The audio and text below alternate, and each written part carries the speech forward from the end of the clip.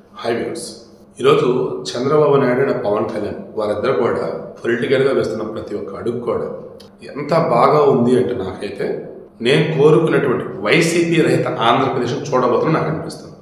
జగన్కి అత్యంత సన్నిహితులు ఎవరైతే ఉన్నారో వారి ద్వారానే వైసీపీని పొందబెట్టబోతున్నారు. నేను చాలా ప్రాక్టికల్గా మాట్లాడుతున్నాను.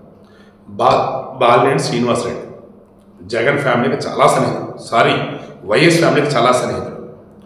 ఆల్మోస్ట్ కుటుంబంలో భాగం అతను. రాజశేఖరుడు ఉన్నప్పటి నుంచి ఆయన మరణించిన తర్వాత జగన్ రెడ్డి పాదయాత్ర మొదలు పెడతాం, పార్టీ పెడతాం, షర్మిల వచ్చేసి జగన్ రెడ్డి మానవంటూ ముందుకు రావటం అన్నీ చేస్తే అంత పక్కనే ఉంటా ఉన్నాడు. తీరా గవర్నమెంట్ జగన్మోహన్ రెడ్డి రూలింగ్లోకి వచ్చాక ఆయనకు మినిస్ట్రీ ఇచ్చారు. అదే ప్రకాశం జిల్లాలో ఉన్నటువంటి ఆదిమూలపు సురేష్కి మంత్రిత్వ శాఖను ఎక్స్టెండ్ చేశారు, కానీ ఈయన పక్కన పెట్టారు. పలు సందర్భాలలో జగన్ కలవడానికి వెళ్ళినప్పుడు కూడా అవమానాలు తట్టుకుని నా వల్ల కాదు అనుకున్నాడు, బయటకు వచ్చాడు. వాస్తవానికి ఎన్నికలకు ముందే జనసేనలోకి వెళ్ళాల్సింది, అతను ఖచ్చితంగా గెలిచేవాడు. బట్ సమీకరణలు ఏవో వర్కౌట్ అవ్వాలి.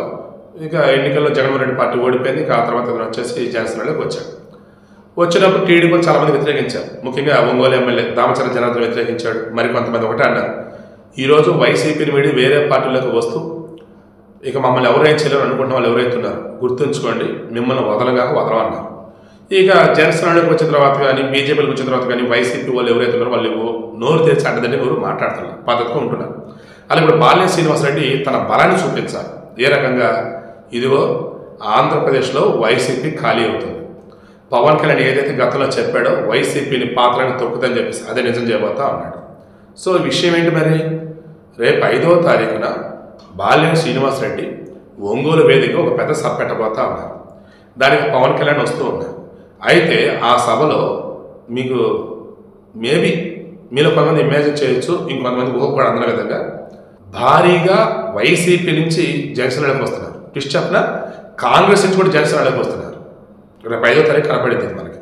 ఇందులో జగన్మోహన్ రెడ్డికి ఫ్యామిలీలో పార్ట్ అన్న వేలు వాళ్ళు చాలామంది. ఆల్మోస్ట్ ఇక ప్రకాశం జిల్లాలో వైసీపీ అంటే ఇక డిపాజిట్ కూడా దొరకవు. అసలు వైసీపీ నుంచి పోటీ చేయడానికి అభ్యర్థులు ఉండరు అన్న పరిస్థితి.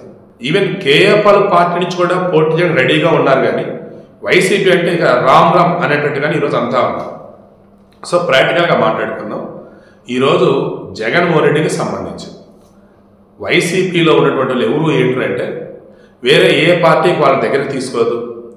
అండ్ చూద్దాం, ఇంకొద్ది రోజులు చూద్దాం, జగన్ మాట్లాడేమనుకున్న వాళ్ళు ఉన్నారు తప్ప ఆల్మోస్ట్ పర్లేదు, మనకంటూ ఒక స్కోప్ ఉంది, పర్లేదు మనకంటూ క్రెడిబిలిటీ ఉంది అనుకున్న ప్రతి ఒక్కరు వేరే పార్టీలోకి పోతున్నారు. ఈవెన్ ఎప్పుడైతే బాలినేని శ్రీనివాసరెడ్డి వైసీపీని వీడి జనసేనలోకి వచ్చాడో ఆ తర్వాత మరుక్షణం బూచబడి సుప్రసాద్ రెడ్డి అనమాట ఆయనని వైసీపీ ఇన్ఛార్జిగా నియమించారు. బట్ అనుకున్న స్థాయిలో కాదు కదా, కనీసం ఏ మాత్రం కూడా వైసీపీ ఉందన్న విషయం ఈ ప్రకాశం జిల్లాలో తెలియటం. ఒకప్పుడు కంచుకోవటం వాళ్ళకి. కానీ ఈరోజు కమింగ్ టు బాలినేని శ్రీనివాసరెడ్డి ఈ రకం భారీ షాక్ అయిపోతాడు కదా. ఆదిమూలపు సురేష్ మన క్లారిటీ ఇచ్చాడు. నేను 2009, 2014, 2019లో ఎమ్మెల్యే గెలిచిన, మంత్రిగా చేసిన 5 ఏళ్ళు జగన్మోహన్ రెడ్డి వల్ల. అయితే ఇప్పుడు నేను పార్టీ మారుతున్నానని చెప్పేసి ప్రచారం చేస్తున్నది అంత అబద్ధం. నేను వైసీపీలోనే ఉంటా, జగన్తోనే నడుస్తాను.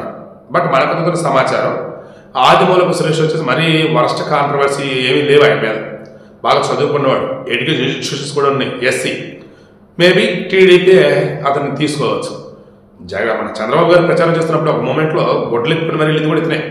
కానీ ఏం చేస్తాం, జగన్మోహన్ రెడ్డి కదా, అంతెందుకు అబ్బా పుష్ప 2 మూవీ చూడండి, అందులో షకావత్ అంటాడు, నన్ను గొడ్లు ఇప్పించాడు, నీ ఇప్పించలేదు. దెన్ డోర్ వేస్తాడు, మంత్రి ఎమ్మెల్యేనా ముఖ్యమంత్రి క్యాండిడేట్ రావు రమేష్ ఆచరణ బట్టలు ఇప్పించేస్తాడు. అప్పుడు చెప్తాడు పెద్ద తేడా లేదబ్బా, రాజకీయం అంటే ఎలానే అని. సో ఈరోజు ఆదిమూలపు సురేష్ అయినా బట్టలు ఇప్పుకొని నిరసన తెలియజేసిన, పచ్చి బూతులతో నిరసన తెలియజేసిన వాళ్ళు ఉన్న జగన్మోహన్ రెడ్డి పుణ్యం అదంతా కూడా. ఇది అందరికీ అర్థమవుతున్నది. కానీ ఒక లిమిట్ అనేది ఉంటుంది కదా, ఆ లిమిట్లో ఉన్న వాళ్ళనే వేరే వాళ్ళు తీసుకుంటారు, లిమిట్ దాటిన వాళ్ళు ఎవరు తీసుకోరు. సో విషయం ఏంటి, ప్రకాశం జిల్లాలో ఘోరంగా ఉంది వైసీపీ పరిస్థితి. ఓవరాల్గా చూసుకుంటున్నప్పుడు ఆంధ్రప్రదేశ్ వ్యాప్తంగా వైసీపీ 2 రోజుల్లో నామరూపాలు లేకుండా పోబోతుంది, అందులో నో డౌట్.